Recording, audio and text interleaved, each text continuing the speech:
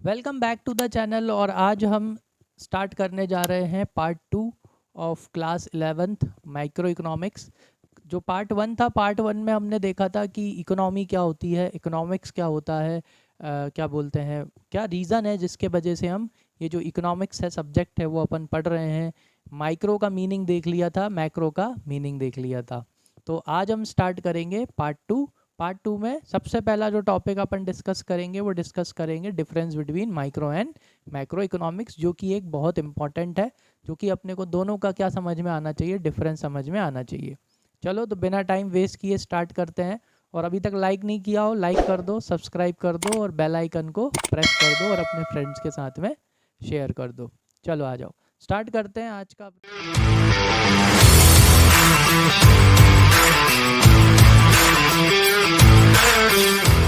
ना पार्ट 2 किसका भाई, क्लास 11th का।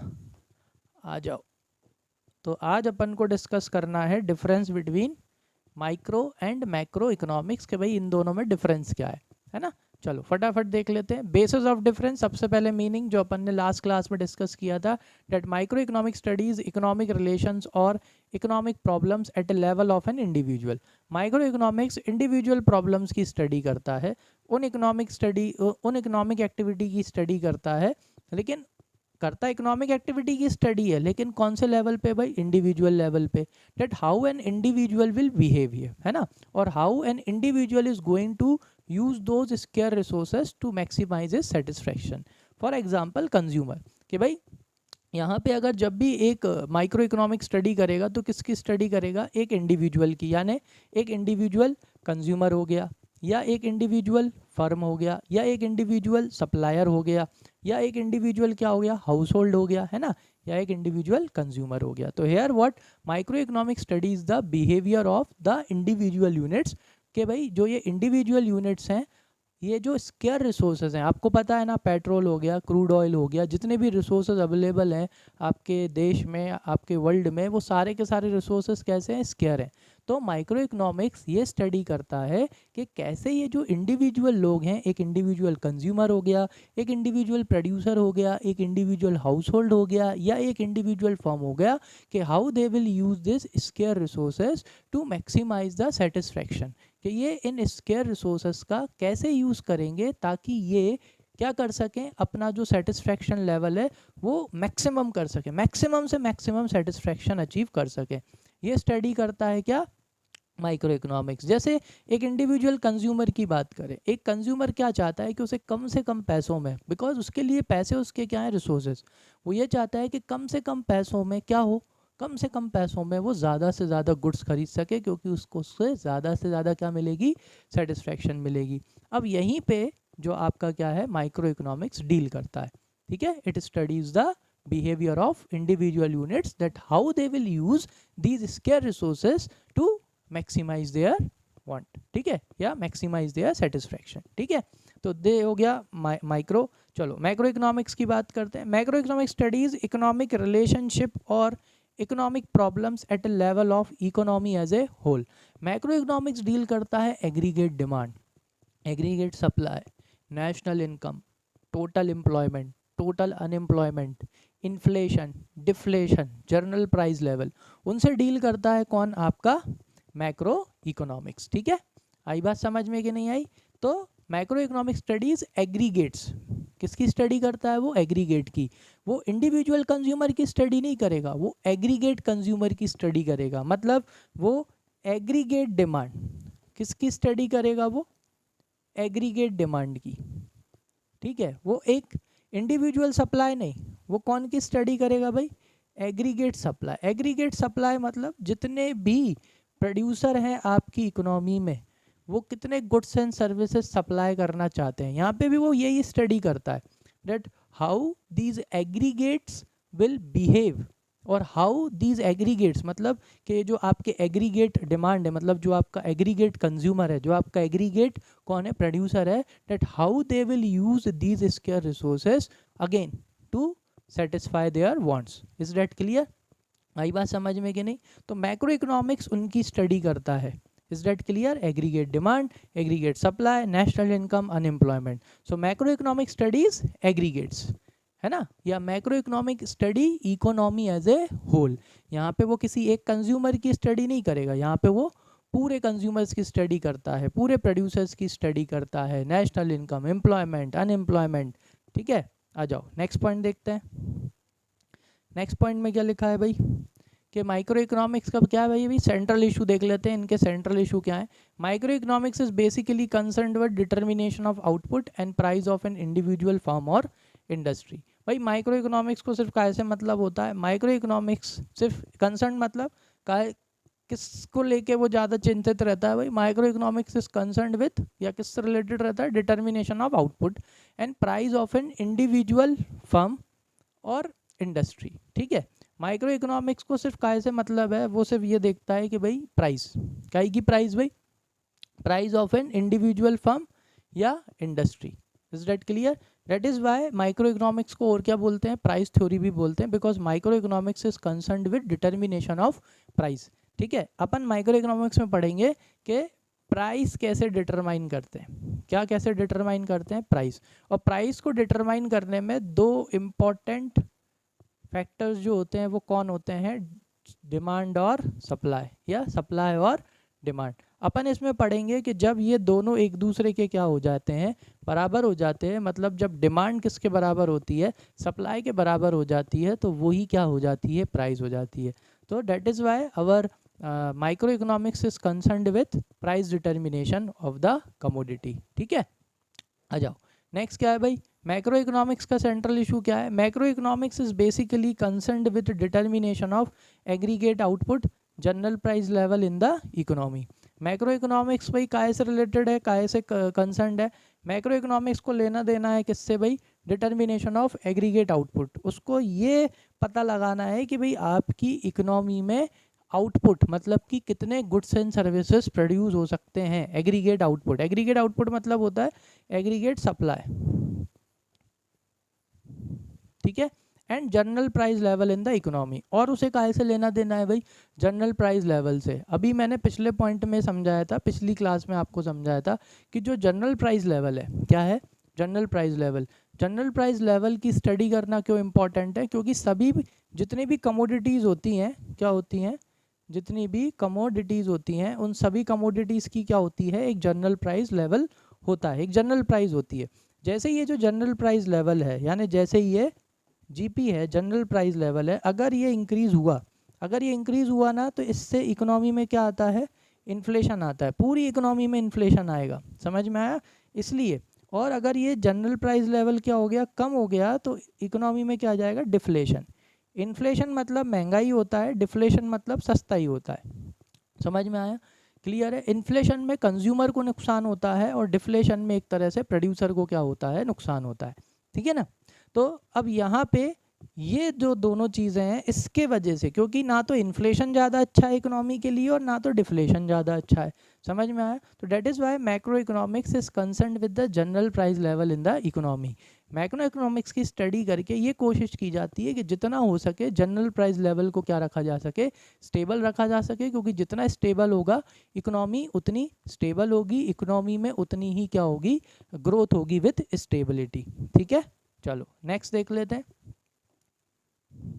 नेक्स्ट क्या है भाई, बेसिस ऑफ डिफरेंस है, अजम्पशन ऑफ स्टडी। तो अपन ने कुछ चीज़ें क्या कर रखी हैं, अज्यूम कर रखी हैं, मान ली हैं। ठीक है, तो माइक्रो इकोनॉमिक्स में अपन ने क्या मान लिया है कि study of micro economics assume that macro variables remains constant. ठीक है, अपन ने माइक्रो इकोनॉमिक्स की स्टडी करते टाइम कुछ मैक्रो वेरिएबल्स हैं, उन्हें अपन ने क्या कर दिया है, कांस्टेंट कर दिया है। जैसे कि it is assumed that aggregate output is given while we are studying determination of output and price of an individual firm or industry। मतलब अपन ने क्या करा, माइक्रो इकोनॉमिक्स में एग्रीगेट आउटपुट को अपन ने क्या कर लिया, एक तरह से कांस्टेंट कर लिया है।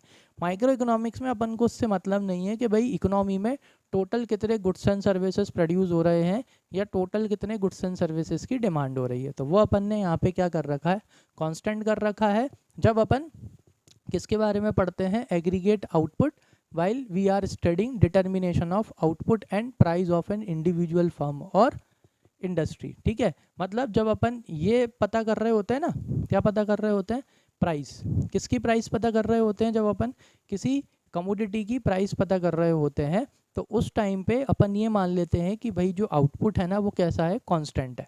समझ में आ गया, ठीक है। नेक्स्ट, फिर उसके बाद में क्या है भाई, मैक्रो इकोनॉमिक्स। मैक्रो इकोनॉमिक्स में अपन ने क्या अजम्पशन मांग रखा है कि जो माइक्रो इकोनॉमिक्स के वेरिएबल हैं अपन ने उन्हें मैक्रो इकोनॉमिक्स में क्या कर रखा है, कांस्टेंट कर रखा है। जैसे कि study of macro economics assume that micro variables remains constant. Example, it is assumed that distribution of income remains constant. मतलब कि अपन ने यहाँ पे ये अज्यूम कर लिया है कि जो डिस्ट्रीब्यूशन होता है इनकम का वो यहाँ पे कैसा है भाई, कांस्टेंट है। When we are studying the determination of aggregate output and income level. यानी जब अपन एग्रीगेट आउटपुट यानी जब अपन एग्रीगेट सप्लाई की स्टडी कर रहे होते हैं, जब अपन इनकम लेवल की स्टडी कर रहे होते हैं, उस टाइम पे जो डिस्ट्रीब्यूशन ऑफ इनकम है वो क्या रहता है, उस टाइम पे डिस्ट्रीब्यूशन ऑफ इनकम कांस्टेंट रहता है, ठीक है, वो बढ़ता घटता नहीं है। चलो नेक्स्ट पॉइंट देखते हैं। नेक्स्ट पॉइंट में क्या है भाई, बेसिस ऑफ डिफरेंस क्या है, सेंट्रल कंट्रोल। भाई माइक्रो इकोनॉमिक्स में जो भी सेंट्रल पूरा का पूरा जो कंट्रोल है वो कौन, भाई देख लो, तो मार्केट फोर्सेस करते हैं यहाँ पे कंट्रोल, यानी डिमांड और सप्लाई। मार्केट फोर्सेस कौन कौन होते हैं, डिमांड और सप्लाई। तो in micro economics demand and supply play a central role in the context of micro economics problems like the problem of product pricing और फैक्टर प्राइसिंग। भाई micro economics में सबसे ज़्यादा इंपॉर्टेंट रोल प्ले कौन करता है, demand और supply. Demand और सप्लाई की वजह से ही यहाँ पे जो आपकी कमोडिटी होती है उसकी प्राइस, जो आपके फैक्टर्स ऑफ प्रोडक्शन होते हैं उनकी प्राइजेस पे क्या पड़ता है, इफेक्ट पड़ता है। जैसे एक सिंपल सा मैं आपको एग्जांपल देता हूँ। अगर कोई प्रोडक्ट है, क्या है, कोई प्रोडक्ट है, आप खुद ही बता देंगे, अगर कोई प्रोडक्ट है, अगर उस प्रोडक्ट की डिमांड ज़्यादा है, क्या ज़्यादा है, अगर किसी प्रोडक्ट की डिमांड ज़्यादा है और मार्केट में उसकी क्या कम है, सप्लाई कम है, तो ऑब्वियस सी बात है उसकी प्राइस क्या हो जाएगी, उसकी प्राइस बढ़ेगी। मार्केट में अगर किसी प्रोडक्ट की क्या होती है, डिमांड ज़्यादा होती है और अगर उसकी सप्लाई कम हो जाए तो धीरे धीरे उसकी प्राइजेस क्या होने लगती हैं, बढ़ने लगती हैं। जैसे कि कभी कभी होता है ना, प्याज जो 10 रुपये 20 रुपये किलो मिलने वाली प्याज 80-100 रुपये तक क्यों चली जाती है, वो इसी वजह से चली जाती है। आई बात समझ में कि नहीं आई, ठीक है। और अगर इसी का क्या हो जाए, अपोजिट हो जाए, तो वही 80 रुपये या 30 रुपये 40 रुपये के मिलने वाली प्याज कितने रुपए में मिलती है, 5 रुपये में होगी। अपोजिट हो गया, अपोजिट हो गया मतलब क्या हो गया, सप्लाई क्या हो गई, सप्लाई ज़्यादा हो गई और जो डिमांड है, डिमांड कम हो गई। आ गई बात समझ में कि नहीं आई। वैसे ही यहाँ पे माइक्रो इकोनॉमिक्स में जो फैक्टर प्राइसिंग है, फैक्टर्स मतलब factors of production. Factor of production क्या क्या होते हैं, land, labour, capital, entrepreneur skill. मतलब जैसे एक सिंपल से उसमें समझाता हूँ, प्रोडक्शन करने के लिए लेबर लगता है कि नहीं लगता, लगता है ना। अगर वही लेबर की डिमांड ज़्यादा हो और मार्केट में सप्लाई कम हो, तो वो जो लेबर है वो प्राइस कैसी मांगेगा, पैसे कैसे मांगेगा, ज़्यादा मांगेगा कि नहीं मांगेगा। तो ये ठीक है, आई थिंक आ गया होगा समझ में। चलो नेक्स्ट, अब बात करते हैं मैक्रो की। तो macro economics government policies, macro economics का जो सेंट्रल रोल है वो क्या है भाई, सेंट्रल रोल क्या है मैक्रो इकोनॉमिक्स का, government policies, monetary and fiscal policies play the central role in the context of macroeconomic problems like the problem of unemployment, poverty and inflation। ठीक है भाई, गवर्नमेंट यहाँ पे जो मैक्रो इकोनॉमिक्स में जो सेंट्रल रोल है ना भाई, गवर्नमेंट पॉलिसीज़ किस किस रिलेटेड भाई, मॉनेटरी पॉलिसीज़ बता देता हूँ। मॉनेटरी पॉलिसीज़ यानी आरबीआई, आपके देश का जो सेंट्रल बैंक होता है वो क्या बनाता है, आपकी मॉनेटरी पॉलिसीज़ बनाता है। फिस्कल पॉलिसीज़, फिस्कल पॉलिसी मतलब बेटा क्या बोलते हैं, policies related to income and expenditure, income and expenditure, ये कौन बनाता है भाई, ये भी गवर्नमेंट बनाता है, ठीक है ना। तो मॉनेटरी पॉलिसीज़ और फिस्कल पॉलिसीज़, ठीक है। तो मॉनेटरी पॉलिसी में ये आरबीआई पैसों से रिलेटेड पॉलिसीज़ आ जाती हैं और फिस्कल पॉलिसी में कौन आ जाता है, इनकम एंड एक्सपेंडिचर आ जाता है, ठीक है, वो वाली policies plays the central role in the context of macroeconomic problems like the problem of unemployment, poverty and inflation. यानी कि ये मॉनेटरी पॉलिसीज से और कौन सी पॉलिसीज से, फिस्कल पॉलिसीज से अपन क्या सॉल्व करने की कोशिश करते हैं through the study of macroeconomics. We try to fix the problem of unemployment, we try to fix the problem of poverty and inflation। ठीक है, चलो नेक्स्ट पॉइंट ऑफ डिफरेंस क्या है भाई, अल्टरनेटिव नेम। माइक्रो इकोनॉमिक्स को क्या बोला जाता है, थ्योरी ऑफ प्राइस। ठीक है, इनकम थ्योरी भी बोला जाता है, प्राइस थ्योरी भी बोला जाता है। Why, because microeconomics is concerned with determination of price. Microeconomics is concerned with determination of price, है ना, या प्राइस ऑफ प्रोडक्ट या फैक्टर की prices, that is why. Macroeconomics को क्या बोला जाता है, theory of income and employment. भाई मैक्रो इकोनॉमिक्स क्या है, theory of income and employment, जो कि मैंने आपको लास्ट जो पार्ट था उसमें बहुत अच्छे से समझाया था, that how this income and employment plays a very important role in running your economy. आपकी इकोनॉमी को चलाने के लिए ये दोनों कितना इंपॉर्टेंट रोल प्ले करते हैं, क्योंकि अगर इनकम होगी तो इनकम से ही क्या जनरेट होगी, एम्प्लॉयमेंट जनरेट होगी, और एम्प्लॉयमेंट से ही क्या जनरेट होती है, इनकम जनरेट होती है, which plays a very important role in running our economy. तो जो अल्टरनेटिव नेम्स हैं that is theory of income and employment. और ये एक और नाम ये क्यों पड़ा था, उसके पीछे का रीज़न क्या था कि जब आपके 1930s में क्या आया था, डिप्रेशन आया था। क्या आया था 1930s में, जब डिप्रेशन आया था तो काइंस थे, काइंस ने क्या करा था, एक बुक लिखी थी, ठीक है, इसी के ऊपर, इनकम एंड एम्प्लॉयमेंट के ऊपर उन्होंने एक बुक लिखी थी। तो उस बुक के वजह से किसका जन्म हुआ था, ये मैक्रो इकोनॉमिक्स का जन्म हुआ था। इस वजह से इसको ये बोला जाता है the theory of income and employment. ठीक है, चलो नेक्स्ट, इसके बाद में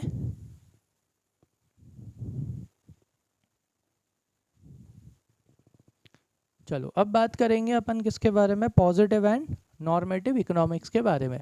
ठीक है, आ जाओ।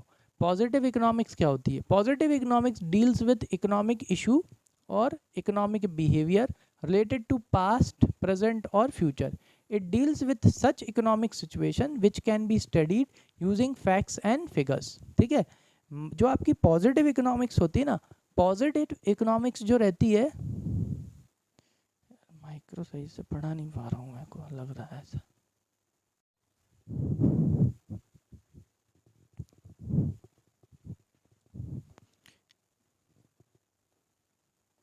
चलो अब बात करते हैं पॉजिटिव एंड नॉर्मेटिव इकोनॉमिक्स की। दो तरह की इकोनॉमिक्स और होती हैं भाई, एक होती है पॉजिटिव इकोनॉमिक्स और एक होती है नॉर्मेटिव इकोनॉमिक्स।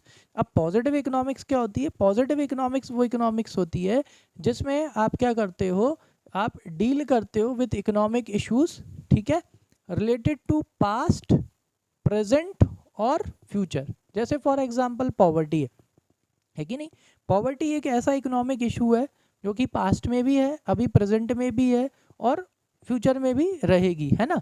तो positive economics deals with economic issue related to, मतलब ये उन इकोनॉमिक इश्यूज से डील करता है, पास्ट, प्रेजेंट और future. It deals with such economic situation which can be studied by using facts and figures. Positive economics वही economic issues के ऊपर फोकस करता है या उनकी ही स्टडी करता है जिनको क्या करा जा सकता है, फैक्ट्स और फिगर्स के बेसिस पे जिनकी क्या करी जा सकती है, स्टडी की जा सकती है। जैसे for example poverty, poverty past में भी थी, पॉवर्टी प्रेजेंट में भी है और पॉवर्टी शायद फ्यूचर में भी रहेगी, है कि नहीं। तो पॉजिटिव इकोनॉमिक्स उन इकोनॉमिक इश्यूज की स्टडी करता है विच can be studied using facts and figures. ठीक है, जैसे कि आप जरा ये स्टेटमेंट को पढ़ना, ठीक है, read the following observations carefully. On the eve of independence poverty in India affected larger percentage of population than now. तो ये क्या है भाई, ये है पास्ट ऑब्जर्वेशन कि भाई जब इंडिया क्या हुआ था, आज़ाद हुआ था, उस टाइम पे पॉवर्टी ने, मतलब poverty in India affected larger percentage of population. उस टाइम पे ज़्यादा लोग कैसे थे, पुअर थे या बिलो पॉवर्टी लाइन थे, किसके कंपैरिजन में, आज के कंपैरिजन में। ठीक है, ये हो गया क्या भाई, पास्ट। चलो आगे देखते हैं नेक्स्ट। फिर इधर देखो आप, सेकंड पॉइंट में क्या लिखा है, 20% of population in India is absolutely poor below poverty line, it is an observation related to the present. ये कब का ऑब्जर्वेशन है, प्रेजेंट का, कि भाई अभी करेंटली इंडिया में कितने लोग बिलो पॉवर्टी लाइन है, 22% of the people are living below the poverty line. ठीक है, यह आपका कब का ऑब्जर्वेशन हो गया भाई प्रेजेंट का, ठीक है। यहाँ पे अगर आप देखो तो जो है सो है बताता है कौन, पॉजिटिव इकोनॉमिक्स, ठीक है। कोई ओपिनियन या कोई जजमेंट पास नहीं करता कि भाई, अब यहाँ पे देखो थर्ड वाले में, if population in India continues to grow at existing rate the percentage of population below poverty line will exceed 22% in the year 2023। It is an observation related to the future. अब उसने future से related क्या कर दिया भाई, एक और observation दे दिया कि भाई अगर इसी तरह से क्या बढ़ती रहेगी, पॉपुलेशन बढ़ती रहेगी, तो व्हाट विल हैपन कि in the future our population below poverty line की जो पॉपुलेशन है वो कितने परसेंट से ज़्यादा हो जाएगी, 22% से, ठीक है। चलो आ जाओ। All these observation statements are element of positive economics. ये सब किसके एलिमेंट्स हैं भाई, पॉजिटिव इकोनॉमिक्स के एलिमेंट्स हैं। These observation highlight the state of poverty in past. तो ये जितने भी अपन ने तीनों ऑब्जर्वेशन देखे वो ऑब्जर्वेशन क्या हाईलाइट कर रहे हैं, state of poverty in past, present and the future. Thus positive economics is the economics of what was, कि भाई क्या था, क्या है, एंड व्हाट वुड बी, और आगे क्या होगा, ठीक है। ये आपकी कौन सी इकोनॉमिक्स होती है, पॉजिटिव इकोनॉमिक्स होती है। चलो आगे आ जाते हैं, इसके कैरेक्टरिस्टिक्स की बात कर लेते हैं। तो कैरेक्टरिस्टिक्स ऑफ पॉजिटिव स्टेटमेंट्स क्या है, these statements highlight the nature and the extent of economic problem. ये जो पॉजिटिव इकोनॉमिक है ना, बस वो नेचर बता देती है कि भाई किस नेचर की प्रॉब्लम है, और वो ये बता देती है कि भाई ये प्रॉब्लम, एक्सटेंट ऑफ प्रॉब्लम, यानी ये प्रॉब्लम कितनी बड़ी है, ठीक है, छोटी है, मीडियम है, लार्ज है, ठीक है। और analyse the economic behaviour of the people related to the past, ठीक है। और ये स्टडी करता है कि हाउ पीपल बिहेव्ड, ठीक है, behaviour of people related to the past, present और फ्यूचर, ठीक है। सेकंड क्या है, these statements are based on facts and figures. ये पॉजिटिव इकोनॉमिक्स के जो भी क्या होते हैं स्टेटमेंट्स होते हैं, वो सारे के सारे किसके ऊपर टिके होते हैं, फैक्ट्स और फिगर्स के ऊपर टिके होते हैं। Is that clear? ऐसे ही नहीं, बिल्कुल फैक्ट्स एंड फिगर्स, ठीक है, रिलेटेड टू, और वो फैक्ट्स और फिगर्स किससे रिलेटेड होते हैं, पास्ट, प्रेजेंट और फ्यूचर से, ठीक है। और इन्हीं फैक्ट्स और फिगर्स के ऊपर वो प्रिडिक्ट करते हैं क्या, फ्यूचर, जैसे अपन ने अभी किया था थर्ड वाले स्टेटमेंट में, ठीक। थर्ड क्या है, these statements are verifiable. Positive economics के जितने भी स्टेटमेंट्स होते हैं उन स्टेटमेंट्स को आप क्या कर सकते हो, वेरीफाई कर सकते हो।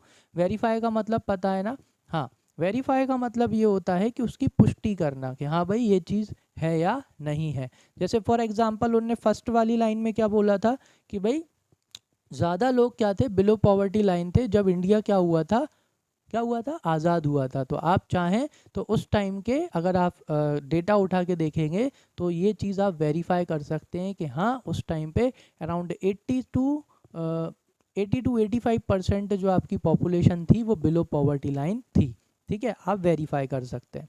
फोर्थ क्या है भाई, these statements do not reflect any value, judgement और ओपिनियन ऑफ द इकोनॉमिक्स। यानी कि पॉजिटिव इकोनॉमिक्स किसी तरह से कोई जजमेंट पास नहीं करता, ठीक है, जजमेंट पता है ना, सही और गलत, ठीक है, या किसी तरह का ओपिनियन या राय नहीं देता, ठीक है, of the economics which could be the matter of debate, ठीक है, जिसके वजह से क्या होता है भाई, डिबेट होती है या बहस होती है, वो सब यहाँ आएगा भाई।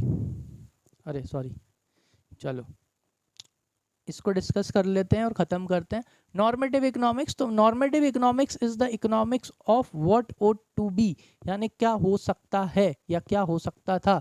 इट डील्स विथ ओपिनियन से, काय से डील करती है भाई, ओपिनियन से, राय, ठीक है, ऑफ द इकोनॉमिस्ट। और देखो सब इकोनॉमिक्स की राय कैसी होगी, अलग अलग होगी। एक बहुत अच्छी लाइन है, if 6 people are discussing something then their opinion will be 7। Opinion कितने निकल के आएंगे, 7 निकल के आएंगे। So related to the economic issues और economic problems, different economist may offer different opinion. भाई अलग अलग इकोनॉमिक प्रॉब्लम है, लेकिन अगर मैं एक प्रॉब्लम उठा के लूँ और उनमें 4-5 इकोनॉमिक्स को बिठा दूँ ना, तो उनमें उन सबके जो ओपिनियन होंगी, उन सबकी जो राय होंगी वो कैसी होंगी, अलग अलग होंगी on the solution of an economic problem. Opinions involves value judgements. आ गई बात समझ में कि नहीं आई? क्योंकि एक प्रॉब्लम होगी उसमें आप 3 या 4 इकोनॉमिक्स से अगर आप ओपिनियन लोगे तो उससे क्या होगा, उससे एक ही चीज़ होगी कि भाई सारे इकोनॉमिक्स का सेम मत नहीं होगा, सब अलग अलग क्या बोलेंगे, सब अलग अलग बोलेंगे भाई उस प्रॉब्लम को सॉल्व करने का। जो भी उनका ओपिनियन होगा सबका कैसा होगा, अलग अलग होगा, ठीक है। तो opinion involves value judgements. Judgement मतलब पता है ना, सही गलत। चलो, read the following statements carefully. जैसे कि ये जो योजना थी Mahatma Gandhi national rural employment guarantee will one day bring an end to the problem of unemployment in the country, लेकिन किया क्या? नहीं ना, it is just an opinion. क्या है ये सिर्फ ओपिनियन है। अब ओपिनियन की वजह से क्या हो गया, जजमेंट आ गया, सही या गलत। क्या इस योजना से अनएम्प्लॉयमेंट ख़त्म हो गई? नहीं हुई। हो गया ना, जजमेंट आ गया कि नहीं आया? ठीक है, आ जाओ नेक्स्ट देखते हैं, नेक्स्ट स्टेटमेंट। नेक्स्ट स्टेटमेंट में क्या है ज़रा देखो, Mahatma Gandhi national rural employment guarantee act is just a programme of financial aid. Aid का मतलब क्या होता है बेटा? Help. Financial aid to the unemployed people in the rural India, beneficiary of MGNREGA will remain and us unproductive workers. ये एक opinion है। क्यों है ये भी एक ओपिनियन है? क्योंकि जो महात्मा गांधी वाली जो ये योजना चलाई गई थी ना, ये योजना सिर्फ इसलिए चलाई गई थी ताकि जो अनएम्प्लॉयड लोग हैं उनको क्या मिल सके, उनको रोज़गार मिल सके। ठीक है, अब यहाँ पे अगर इस ओपिनियन को देखा जाए तो यहाँ पे एक ये डाल दिया, एक जजमेंट पास कर दिया है कि भाई उधर के तो जो वर्कर्स हैं वो कैसे वर्कर हो गए, वो अनप्रोडक्टिव वर्कर्स हो गए। क्यों हो गए? उसके पीछे का दो रीज़न है। क्योंकि उसमें एक चीज़ है कि भाई अगर आपको एक महीने के अंदर अंदर अगर आपको रोज़गार नहीं मिला, कितने दिन का, 100 दिन का, तो आपको क्या मिलेगी? बेरोज़गारी भत्ता मिलेगा। तो वैसे देखा जाए तो वो एक तरह से अनप्रोडक्टिव वर्कर्स हो गए, है कि नहीं? ठीक है, और वहीं पे इन लोगों को काम कराने के लिए ऐसा नहीं है कि भाई प्रोडक्टिव काम नहीं कराया जाता, प्रोडक्टिव काम भी कराया जाता है। तो वही जजमेंट आ गया, सही या गलत। ठीक है, थर्ड, तो जो Mahatma Gandhi national rural employment guarantee act uses tax payers money and should therefore be stopped. लो, एक और ओपिनियन आ गया, नेगेटिव ओपिनियन आ गया कि भाई जो ये योजना है, ये योजना तो टैक्स पेयर के पैसों का क्या करती है? यूज़ करती है। तो इस योजना को क्या कर देना चाहिए? बंद कर देना चाहिए। फोर्थ क्या है भाई, कि भाई जो ये योजना है should not be pursued unless it ensures asset creation in the economy. एक और ओपिनियन आ गया भाई इस योजना को लेके कि भाई ये जो योजना है ना, इसे तब तक नहीं करना चाहिए जब तक इस योजना के वजह से इकोनॉमी में क्या क्रिएट नहीं हो रही? एसेट क्रिएट नहीं हो रही, है कि नहीं? एसेट क्या होती हैं? एसेट वो होती हैं जिन चीज़ों से पैसा आता है आज नहीं तो कल। ठीक है, वो आपकी एसेट होती हैं, क्रिएशन इन द इकोनॉमी। तो all these statements are the element of normative economics, these are mere opinions. देखा, बोला था ना, ये सारे के सारे क्या हैं? ओपिनियंस हैं। These are not verifiable for the truth. आप इनमें से कोई सा भी ओपिनियन को क्या नहीं कर सकते? वेरीफाई नहीं कर सकते, मतलब आपको इनकी सच्चाई पता नहीं चलेगी।